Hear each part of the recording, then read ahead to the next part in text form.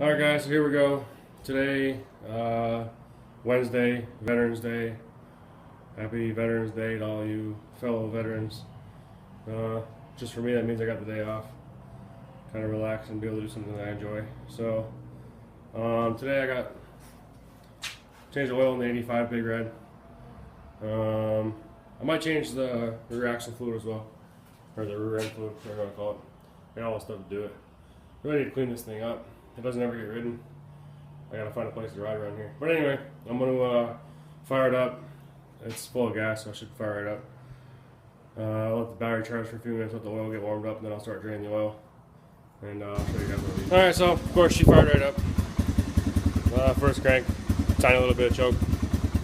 Just letting it warm up, check the oil and stuff, and make sure it's all good and warm. Then I'll drain it and I'll start doing that. I gotta get some new back tires for it. I'd like to get matching tires. It's got one brand new back left tire, but the back right's an OEM and it goes flat. So I don't know, we'll see. But anyway, here's what I use for my oil change. I get the Valvoline ATV 1040. I buy it right from Walmart. Today it was on sale. It was, I think $3.58 or something like that, whatever. Real cheap, $7. And then of course I order my oil filters from Bike Bandit. Everyone's highly encouraged me to use the OE style or OEM, just because I've heard horror stories of the little rubber gasket on the front there. You can see it in there, not being the right one or being too big or too small. And also I like to order these, the oil filter cover, the O-ring for those, that way they're new. So we'll pop that off after I get it all warmed up.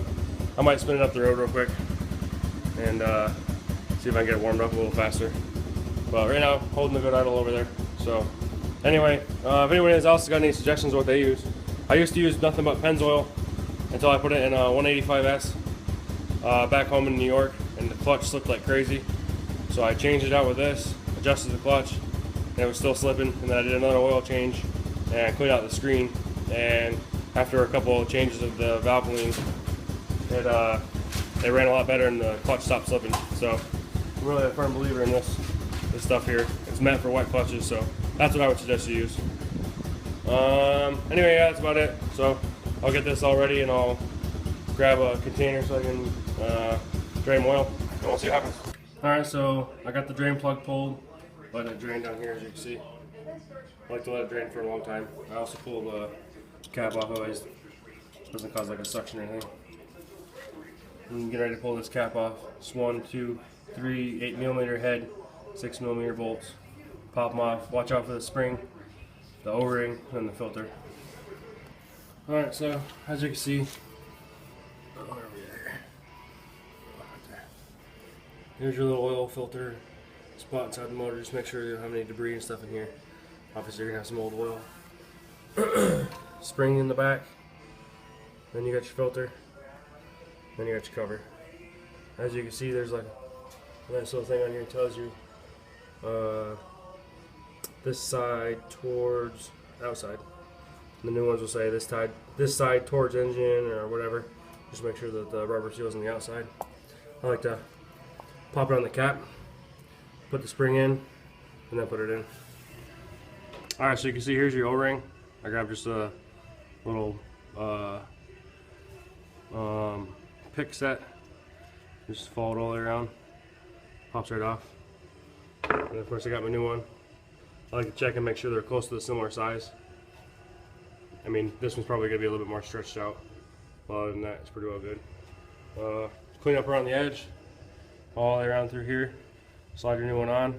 Make sure it's all good in the groove, and you're good to go to put your filter back in. Here's the drain plug. One good thing to do is obviously clean it off and make sure that this aluminum washer all the way around is in good shape. And then when you put it up in the motor, make sure the surface that this meets up with is also nice and clean. And no need to tighten these too crazy tight. Some people put them in there fucking 30 foot-pounds. No need for that. Just nice and snug. No sense of, you know, stripping your threads out or ruining your cases or anything like that. I'm gonna pop this back in. I'll throw some oil in it and we'll see what happens. Alright, so the drain plug's all back in. Everything's all buttoned up over here. Oh, let's remind me. This little O-ring here, I always like to check this when I'm changing oil. Whatever I'm checking, I always check this. Make sure the little circle around there where this oil this O-ring sits in. Make sure that's all nice and clean, and then make sure you don't get any sand all over these or dirt and all that kind of stuff. Make sure all your stuff stays all clean. But anyway, we're gonna dump in 2.2 US quarts of this fine oil I bought, and then I'm gonna pop the spark plug cap off, crank it for 3 or 4 revolutions, get the oil working up through. I'll double check it, make sure I got enough oil, and then I'll fire it up, let it run for 30 to 60 seconds. Shut it down, let all the oil leak back down into the base, and then I'll check it again, make sure we're good to go, and also check for leaks. I think I'm gonna take it out and pressure wash it. I might as well change the rear end fluid, and I've also got to finish buttoning up, fixing the back light. So there we go, brand new taillight lens. I broke mine, my fault. Towing a trailer with some lumber on it, and I had overhang on the front side. But I bought one of the OEM style. I had to pop the actual light fixture itself out to get this rubber seal all the way on correctly, like this side over here. And before anybody says anything, I didn't lose this bolt. I wasn't there when I bought it, so I gotta find a bolt to fit in there. That way it'll match. Other than that, I think the only thing I'm missing is this black plastic trim piece right here. I try to find one of those. This rear was in pretty good shape. Still got the original toolbox and everything underneath. Someone did spray paint the motor and the rear axle and stuff. They did a pretty good job, so I'm not complaining. They obviously didn't change the oil very much. I've only ridden this a few times, hopping on the road and stuff. I only took it on one day ride. I did change the oil, but I never changed the filter, so good time to change the filter. But anyway, I'm going to start on this, changing this rear end fluid, double checking the oil and stuff like that. And then I think I'm going to pressure wash it. So anyway, we'll see. Alright, so I just spun around the neighborhood here, a couple quick laps. If you don't have the option to do that, you can always just put jack stands underneath and let the rear end get some work to it and get that oil all nice and warmed up. And then back here on the left side, you'll know it's to the left of the filler cap. There's a little small 10 millimeter drain plug. Here it is right here. Just pop that out, clean it up. Once again, make sure the surface is good on that. Make sure the surface is nice and clean in there. And I like to jack one side up, jack the right side up, keep it all nice and level, or on level, so that it could drain out that little hole. It's so cheap to do this. I think it said it took like 3 or 4 ounces of just regular gear oil. So, I mean, if you're gonna go out riding, I mean, it takes what, 10-15 minutes. Check your, make sure you got gas going to it. Make sure it's running decent. Check your brakes. Obviously, check your oil every time you ride it. And spin it around. Check your air filter. Blah blah. Do all that good stuff. Check your spark plug. And then I like to just change this just about every time I ride it. I've changed it.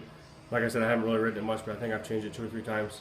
The 85 through 87 Big Red and 250 SXs were pretty much known for the rear end bearings going because they get water in them, and people breaking axles and having rusty axles and all that kind of stuff. So just as easy just to change it.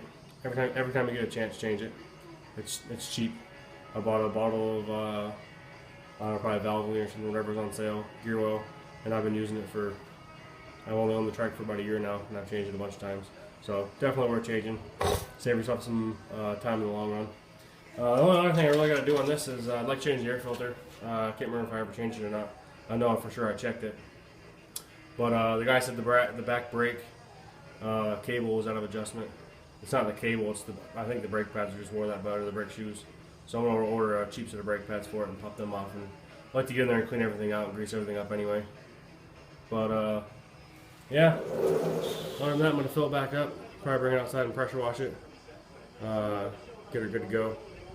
That's probably all for now. Anyway, thanks for watching, and I hope you guys enjoyed it and learned something or used it or whatever. And please like, subscribe, comment, all that good stuff. Thanks.